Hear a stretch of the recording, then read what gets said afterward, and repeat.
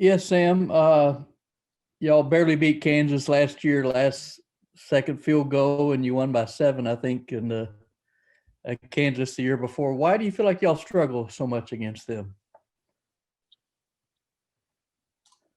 Well, we know we're going to get everybody's best shot, and we have to give everybody our best shot, regardless of records or what's happened in the past. So we got to be focused on that and have a great week of practice so we can continue to improve. And also, how much do you miss having that alpha receiver like you did, obviously, with Devin Duvernay last year? I think our receivers are doing a great job. They continue to come in and work, and they're improving every week. Chuck, go ahead. Sam, when you look at the last few games and the passing game on film and kind of replay the games in your mind, what do you see? Were there missed opportunities? Was it good defense? What are you seeing, I guess, as you look back? I think it's a combination of a lot of different things. We've definitely had missed opportunities from every area, whether that be certainly I've missed a ton of throws. We've had plays that we need to make, and that's, as an offense, a collective effort. So we definitely got to do a better job of that. And then we've played some solid defenses. The last 2 weeks we played Oklahoma State and West Virginia. They're, I think, statistically pretty good because on the field they seem pretty dang good. And so we just got to stick to it. Can't get distracted or frustrated, and continue to improve. John High, go ahead. Hey, Sam, yesterday, Coach Herman kind of laughed when he was asked if you were limited in practice from being banged up and sore so far this season. How are you feeling, and what were some of the things or the main things that you feel like you got better at during this bye week? Well, yeah, I've been practicing. So I feel better. I've been focusing on, timing with receivers, continuing to push the ball down the field, and, just control the offense. And I think we've done a good job of that. Cedric, you're up. Sam, you sound like a banged up quarterback. You're giving very smart answers. You do. I'm going to ask you, I know Iowa State and K-State are humongous games. They're right there in the mix for the conference title game, just like you guys. How do you avoid a firefight at Lawrence and against a team that's giving you guys a lot of problems over the years? Yeah, I think we have to look at this one as just as big as the next one, because we have an opportunity to build confidence, build momentum, get another win under our belt, and continue moving forward. I think the thought that we've taken for the past few weeks is we're in the playoffs right now, because if we lose another one, we're out. And so we can't look past anybody, because just when you start taking your eyes off that next game, that's when things sneak up, and we can't let that happen. Anwar, you're up. Hey, Sam, you kind of alluded to one of the questions I wanted to ask you, which was, I know you want to know mentality, but you do have 3 games left, and you guys know if you win out, you guys can make to the conference championship. So my first question is, do you allow yourself to, at least think about that big picture since there's only 3 games left? And my second question to you is, can you just talk about the Senior Bowl invite and what that kind of means to you as a quarterback who has aspirations outside of college?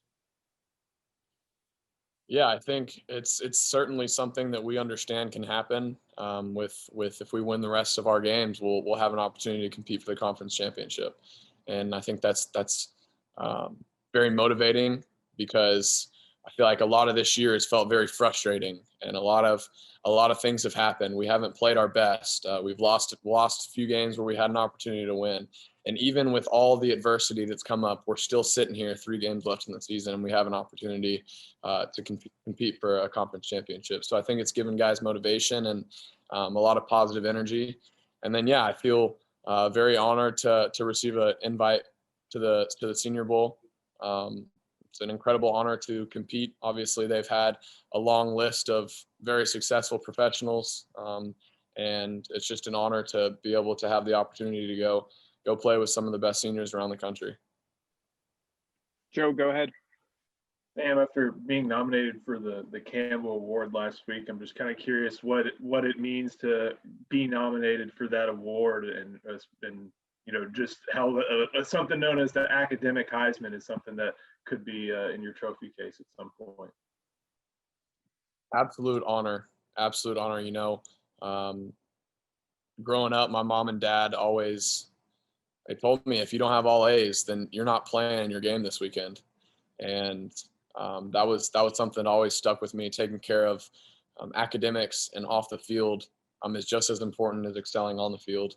And so I thank them for that. I thank my mom for really pushing me to be the best in every area and using the gifts that God's given me in every area of my life, not just on the field. So it's an honor to be recognized for that hard work, and it's really, really humbling.